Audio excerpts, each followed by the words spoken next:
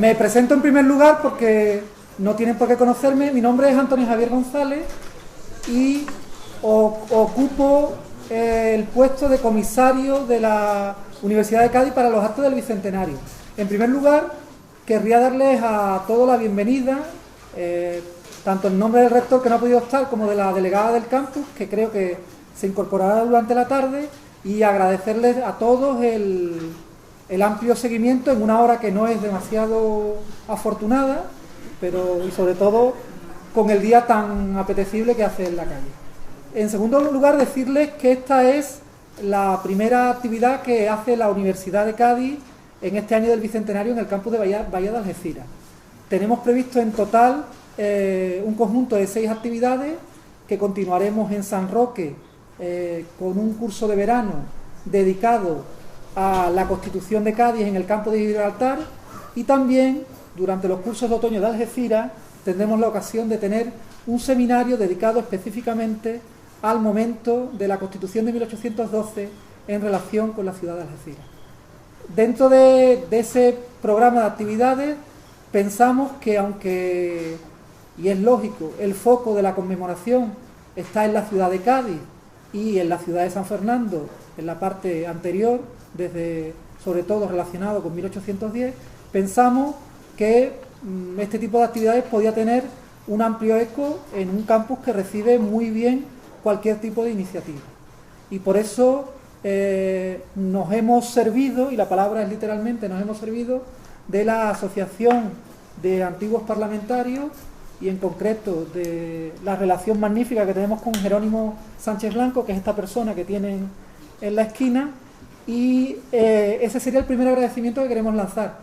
Gracias a los 4 ponentes, porque lo hacen de forma desinteresada y bueno, hacen un gasto de su tiempo que es valioso y lo comparten con nosotros.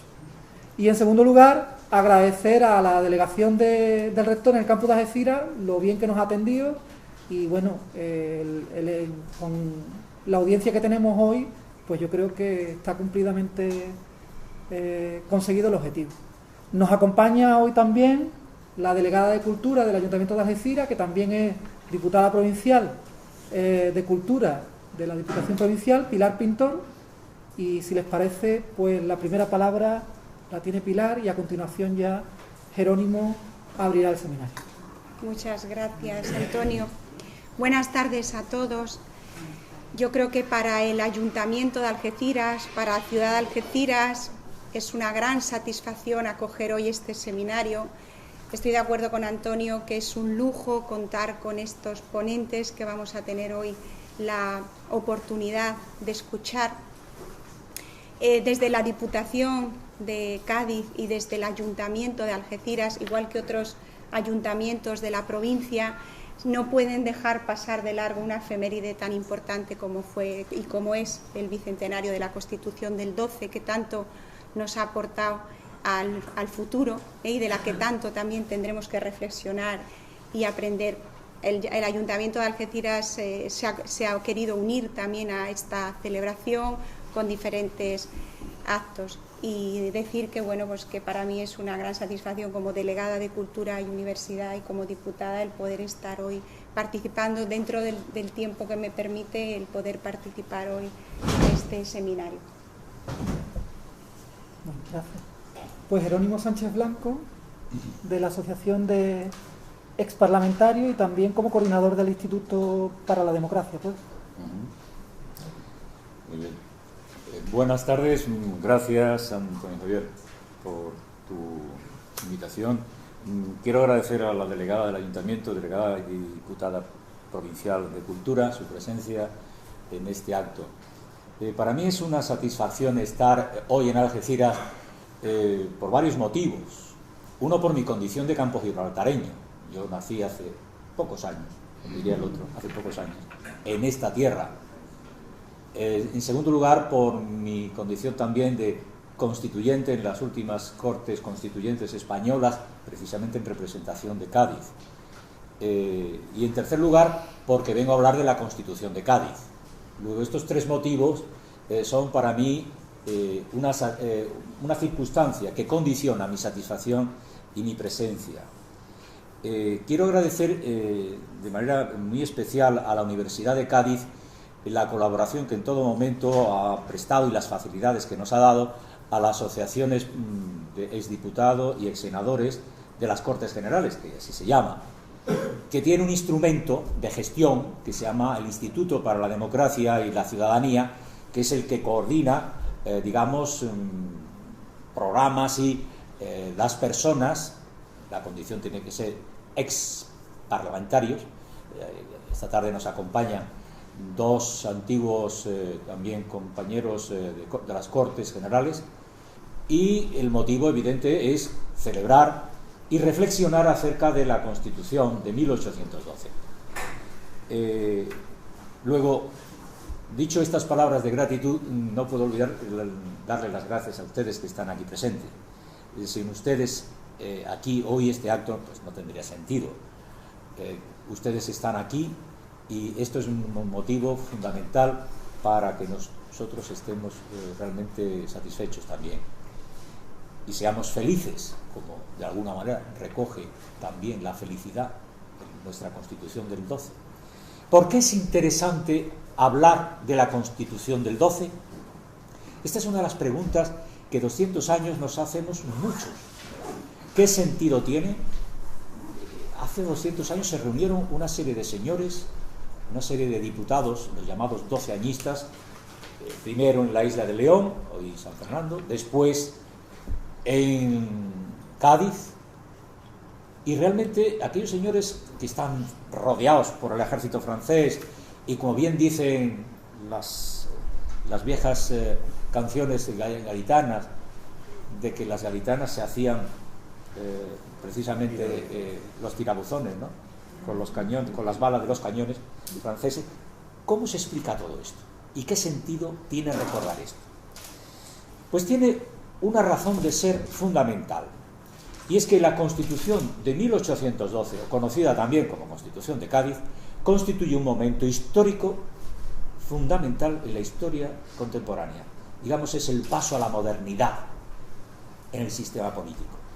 Y el paso a la modernidad significa la quiebra del absolutismo que encarnaba la corona de Fernando VII y de Carlos IV, sobre todo el sistema, y el alumbramiento de un nuevo sistema político que en aquel momento, innovador, creativo en las ideas y actualizando y poniéndose al día con el pensamiento del liberalismo europeo y también americano, formula una serie de tesis políticas, de principios políticos que todavía tienen especial presencia, que de esto después nos va a hablar uno de los ponentes, Francisco Valls en concreto, la presencia. Pues bien, con este panorama, con esta perspectiva es por lo que yo quiero dedicarle unos minutos, pocos, porque hemos tenido que distribuir el tiempo entre los distintos ponentes, para decir que entre las cuestiones fundamentales que los constituyentes de Cádiz formularon está en primer lugar el término de la nación. Eso era un concepto que prácticamente no tenía un uso generalizado en el siglo XVIII, y iniciado ya el siglo XIX aparece la palabra nación como un motor, como un revulsivo que aparece en todas las proclamas, en todos los bandos que invitan a la insurrección del pueblo español contra el ejército francés de Napoleón. Son las distintas juntas provinciales, supremas juntas provinciales, las que se consideran depositarias de esa soberanía del pueblo español y formulan que en nombre de la nación española hay que hacer frente al ejército invasor. Entonces ahí es cuando empieza a generalizarse un término que hasta aquel entonces no estaba al uso, prácticamente, salvo por algunas minorías. Bien es cierto que hasta 1800 la palabra, el término, el concepto de nación tenía una dimensión que vamos a llamarla histórico-cultural. No tenía más trascendencia que definir los parámetros, el origen de las personas, de los grupos, y la nación vasca, la nación francesa, no tenían más pretensiones.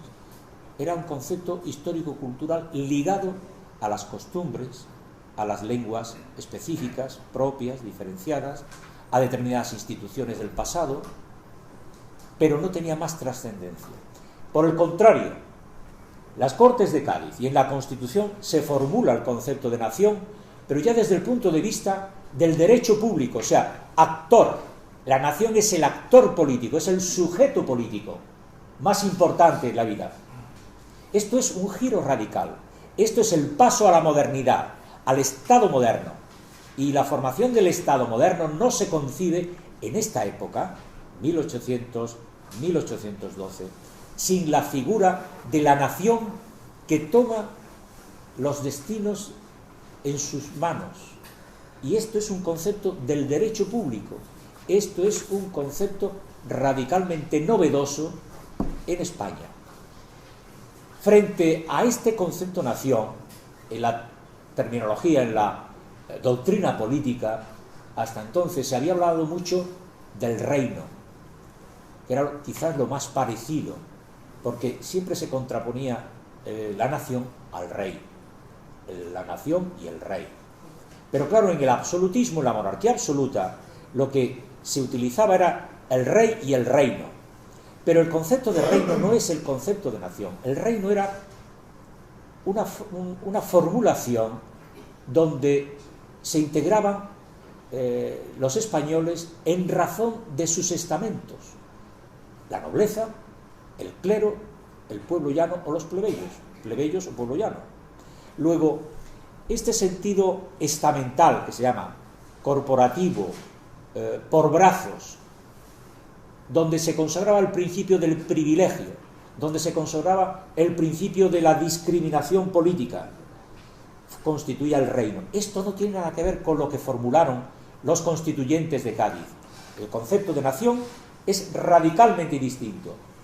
Y como sujeto político, ellos ya lo dicen, que es la reunión de todos los españoles de ambos hemisferios. Es el artículo primero. Luego, ya están avanzando. ¿Cuál es el concepto de nación? Los españoles decían la reunión. Por cierto, que en los debates algunos dijeron, hombre, no es la palabra reunión la más idónea. Y al final, la verdad es que hubo algunas aportaciones, pero la comisión y los ponentes entendieron que había que dejar la palabra reunión. Quizás hoy podríamos decir el conjunto de los españoles, no la reunión de los españoles, pero era la totalidad de los españoles. Esto es un concepto novedoso, no en razón a los privilegios, no en razón a la pertenencia o no de un determinado estamento, sino el conjunto de todos los individuos que constituyen esa totalidad. Dicho esta matización y esta diferenciación conceptual, tenemos que decir que a su vez los constituyentes le dieron una fuerza extraordinaria al concepto de nación, porque la consideraban libre e independiente, dos rasgos fundamentales. Y además decían, en su artículo segundo, y no es ni puede ser patrimonio de ninguna familia ni persona. ¿Por qué decían esto? Lo decían porque la aplicación ante Napoleón en Bayona, tanto de Carlos IV como de Fernando VII, a favor de Napoleón y a favor de su hermano José, realmente el concepto de nación se utilizó como patrimonio de una familia, Borbón. Los Borbones entendieron aquello como una mercancía que podía ser transferida, enajenada, y la nación no podía admitir esto. De tal manera que dice, es libre e independiente y no es patrimonio. De tal manera que el primer día que se reunieron en San Fernando, la isla de León, los constituyentes, los diputados, en 24 de septiembre de 1810, el primer decreto y el primer acuerdo fue precisamente decir que no tenían facultad ni poder alguno, ni autoridad los reyes, porque uno cede a favor a través de su padre, Fernando VII, a Carlos IV, dice, ¿quiénes son ellos?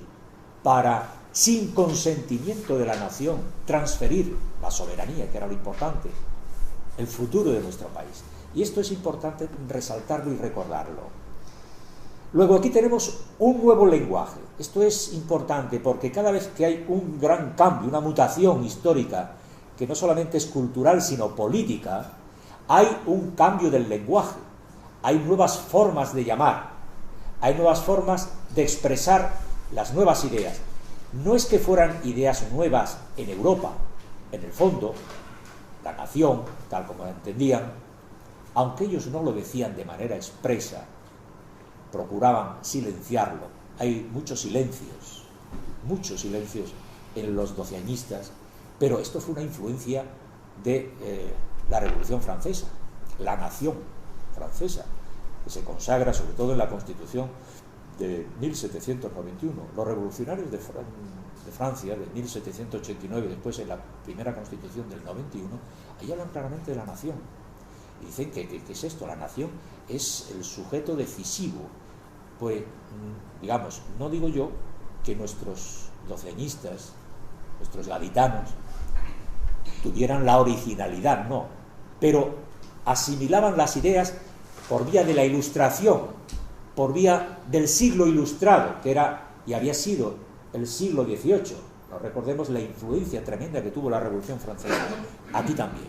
Pero no estaba permitido y autorizado hablar de ello. Se silenciaban estos autores, estos pensamientos, estas nuevas ideas. Luego, recordemos este primer concepto. En segundo lugar, la importancia está a su vez relacionada con el otro concepto, la soberanía.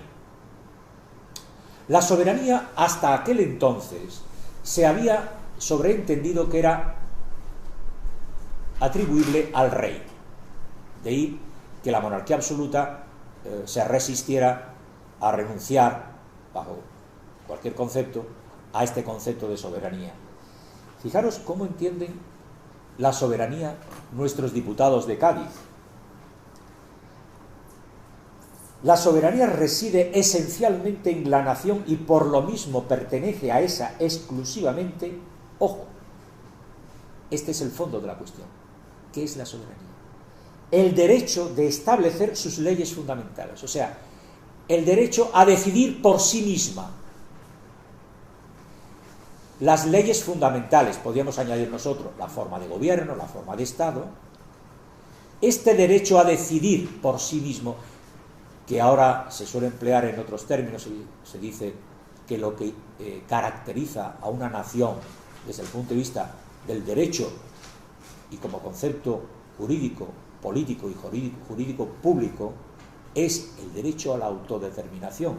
En tanto que tú no reconoces el derecho a la autodeterminación, tú no reconoces la soberanía, o sea, a una nación soberana. Pero en la medida en que tú le reconoces el derecho a la autodeterminación, esto es una expresión actual, antes decía, el derecho a establecer sus leyes fundamentales, en la terminología de la Constitución del 12, estaríamos ante una nación soberana. Luego, una nación soberana es aquella que sienta los principios y las bases para definir cuáles son sus leyes fundamentales. Esto era una auténtica aportación de los doceañistas. Esto, evidentemente, en el absolutismo no existía. De hecho, hubo distintas aportaciones o distintas confrontaciones, mejor. Hubo controversia, porque en este sentido cabría delimitar tres opciones que discutieron y debatieron. Los monárquicos defensores del absolutismo, que decían que bajo ningún concepto podían admitir declarar que la soberanía era de la nación, porque era un atributo y una facultad, una condición inherente al monarca, al rey. La soberanía residía en él en virtud del poder, del origen del poder divino, que confiere el poder directamente a los reyes, primera posición de los más radicales.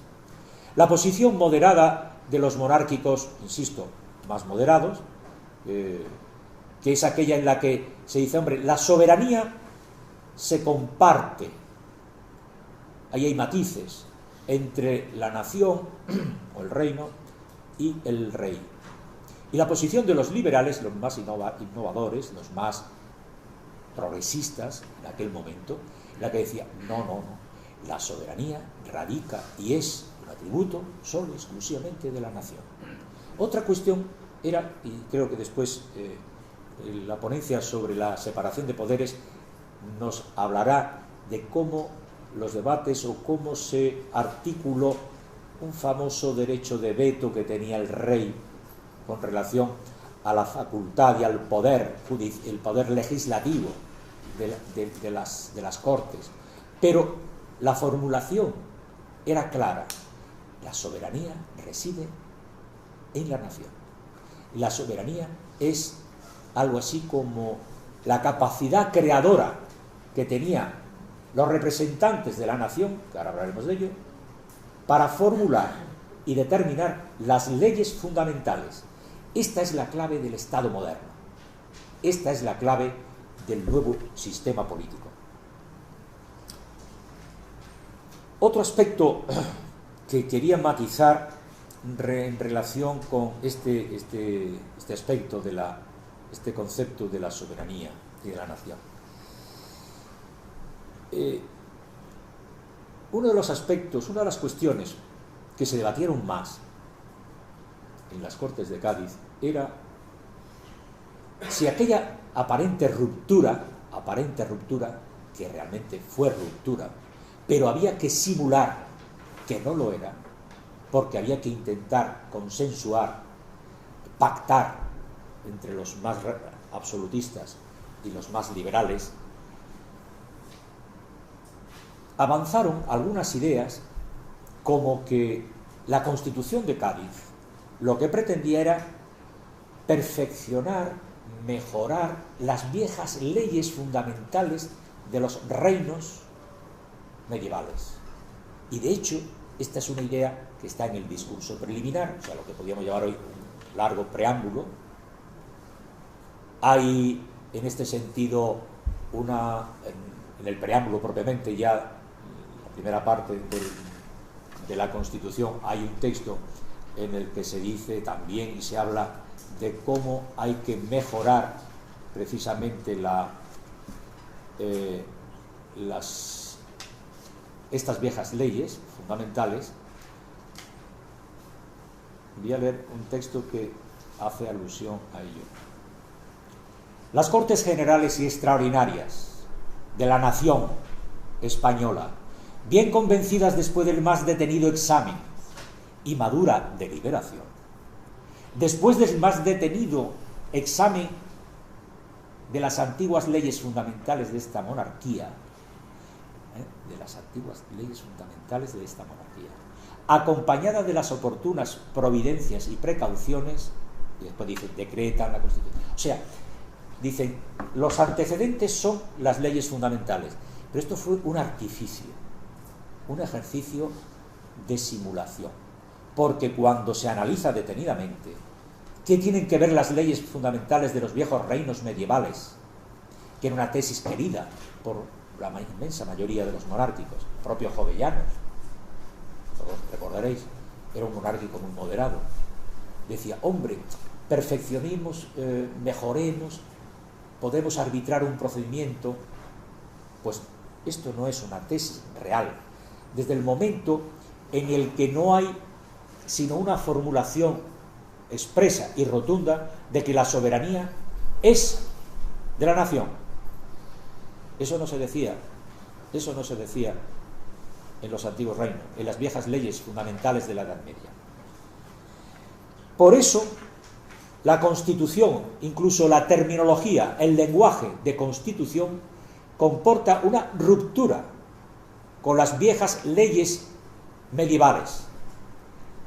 La palabra Constitución es una formulación del lenguaje del Estado moderno, en los términos que antes decía. La nación, el sujeto político decisivo, actor político de primera categoría, es la única soberana, y la soberanía lo es en virtud de la capacidad, diríamos hoy, que tiene para establecer y crear sus propias leyes digamos, constitucionales, leyes básicas. De ahí que las Cortes de Cádiz fueran de carácter extraordinario y constituyentes. No es lo mismo.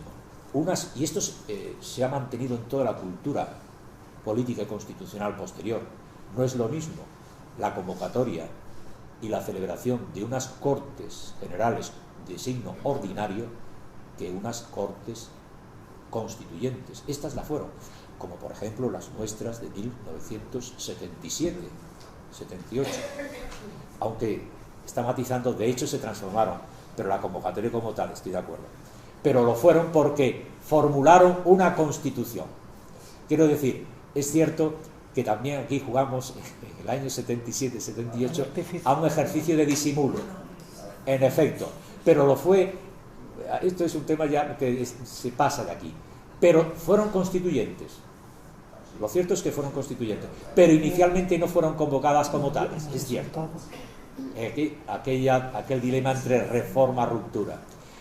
Aquí en este caso, y volvamos al tema del 12, el carácter constituyente es el que dota de una gran categoría a la propia norma constitucional, y de ahí que alumbró la Constitución del 12. Respecto a la soberanía, me quedan pocos minutos, quería decir que en el texto constitucional se habla de la soberanía nacional, que es un concepto que tuvo su importancia, porque si la nación es la titular de la soberanía se ejerce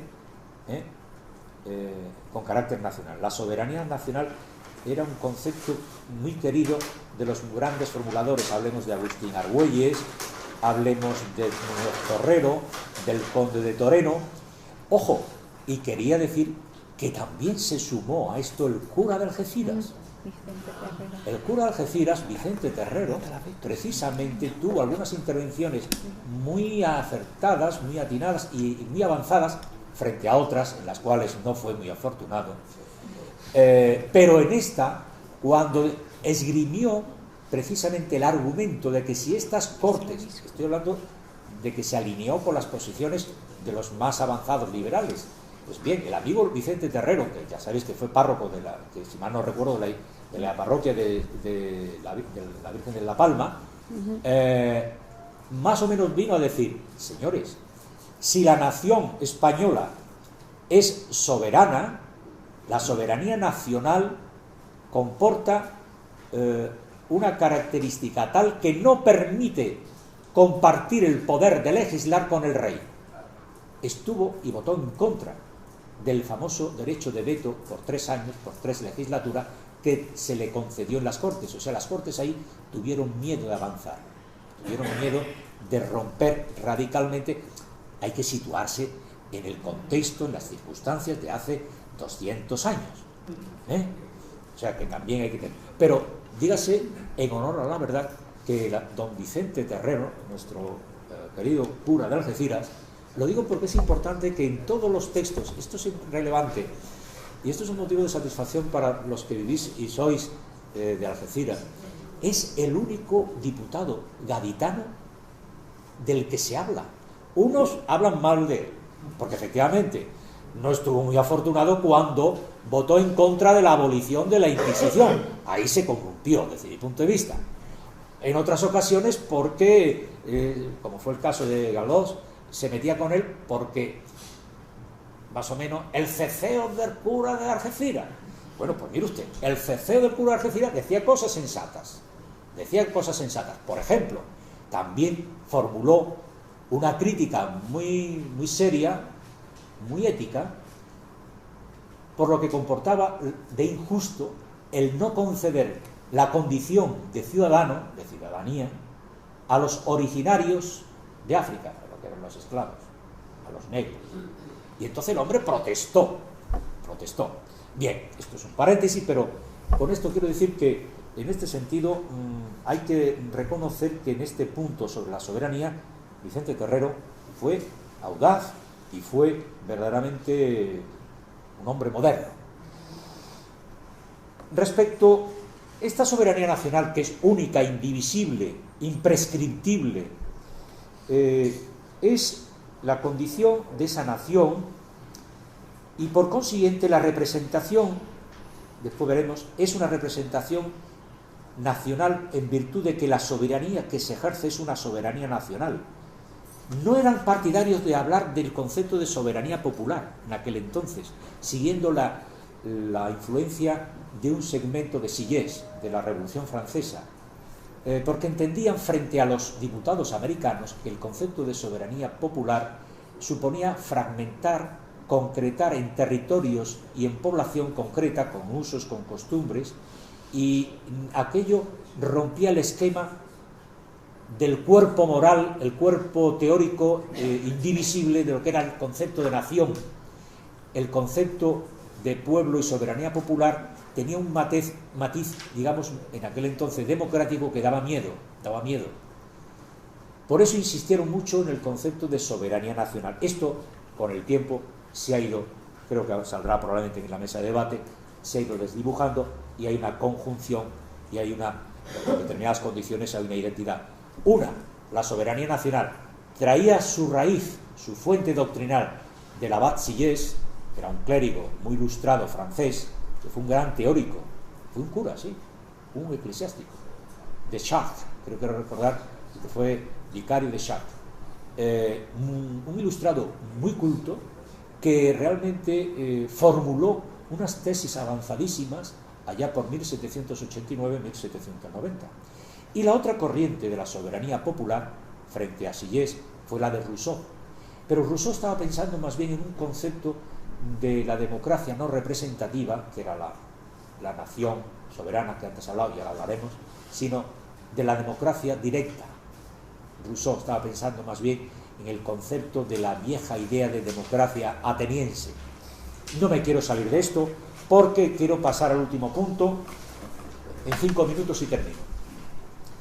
La representación política. La representación política es otro de los conceptos básicos de la Constitución del 12. Hemos dicho la nación, la soberanía nacional, la representación política.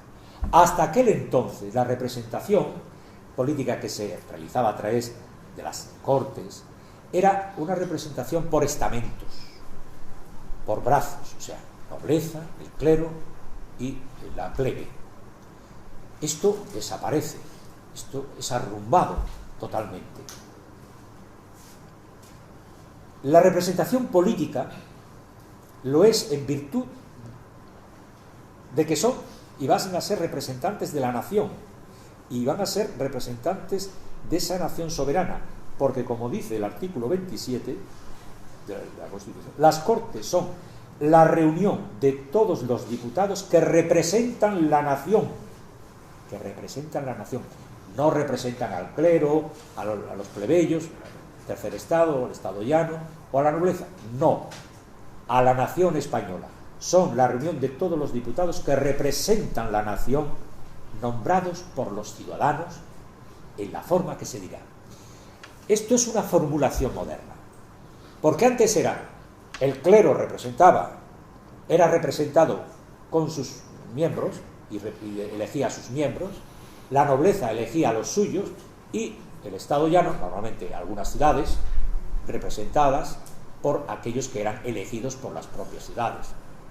Luego era una fragmentación de esa representación, lo era, como veis, por brazos, por intereses, por los privilegios cada uno, y normalmente no representaban los intereses de la nación, sino los intereses de la nobleza. Yo represento los intereses de las ciudades o del estado llano, y yo represento, por otra parte, los del clero. No había una concepción unitaria del Estado, una concepción unitaria de la representación política, sino fragmentada, de privilegios y diferenciada.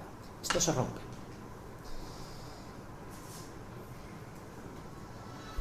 En el discurso preliminar o exposición de motivos se dice que la Comisión ha llamado a los españoles a representar a la nación sin distinción de clases ni estados. Los nobles y los eclesiásticos de todas las jerarquías pueden ser elegidos, pero en igualdad de derecho con todos los españoles. O sea, se rompe un esquema de privilegios, un estatus de privilegio y, digamos, todos son en principio iguales ante la ley. Esto es importante. De aquí que esta representación nacional, estos representantes nacionales que son los diputados que se sientan en las Cortes, en una sola Cámara, que fue y dio lugar a un largo debate, porque los monárquicos, moderados y radicales querían dos cámaras, querían, siguiendo el modelo inglés, la Cámara de los Comunes, la Cámara de la plebe, digamos, del Estado llano, y la Cámara de los nobles y eclesiásticos. Esto en aquel momento no prosperó. Se opuso radicalmente y muy especialmente el trío de Argüelles, Muñoz Torrero y el conde de Toreno. De tal manera que hay una ruptura con la llamada representación estamental o por estamentos privilegiados que arrancaba de la Edad Media. Es el paso a la modernidad. Es verdad que esta representación política de la nación estaba restringida solo a los ciudadanos. Y esto sorprende en la terminología, que yo diga esto. Me dirán ustedes, bueno, ¿no eran todos ciudadanos? Hoy, por ejemplo, todos los españoles que cumplen determinados requisitos mínimos, digamos, se les reconoce la condición de ciudadano. Entonces, no, los ciudadanos era un concepto restringido que espero después en la ponencia sobre ciudadanía se aclare. Entonces los ciudadanos eran una minoría muy pequeña, a los que se les reconocía la capacidad de elegir y ser electores. O sea, de ser electores y elegibles. Poder ser representantes y a su vez elegir. No entro en más detalles porque va a haber una ponencia sobre esto. Con esto concluyo. La representación política quedaba sistematizada en el debate en tres posiciones. Resumo. La representación nacional, que era la que defendían los liberales, que representaban a la nación, no tenían mandato imperativo, o sea, no recibían un mandato de su provincia, de su territorio, de su nación concreta, particular. Eso lo querían los americanos, los diputados americanos. No necesitaban ser refrendados, sino que ellos tenían un mandato, digamos, en virtud de lo que era el concepto abstracto, pero al mismo tiempo radical, de la nación. Yo soy representante de la nación española, decían, no representante de una porción, de un terreno, de un territorio, de una facción. Y en virtud de esta representación nacional, yo no tengo por qué responder a los dictados, a los mandatos particulares, que era lo que existía antes. Por el contrario, la representación popular, que argumentaba en virtud de aquella soberanía popular, de haber prosperado, que no prosperó, hubiera sido una representación popular que requería un mandato imperativo y ser refrendado, de tal manera que podía ser revocada por la población que era representada. En este caso esto no prosperó. Y finalmente, y resumo y termino, la representación estamental, bicameral, que propugnaban los monárquicos, que tampoco prosperó. Luego, al final, las Cortes de Cádiz formularon una representación política que se fundamentaba a su vez en el concepto de soberanía nacional o de la soberanía de la nación, soberanía y representación nacional. En suma, fueron unos conceptos verdaderamente revolucionarios en el marco político y cultural de la sociedad española de hace 200 años. Y termino dándole las gracias por su atención y quizás me he colado 5 minutillos y pido disculpas.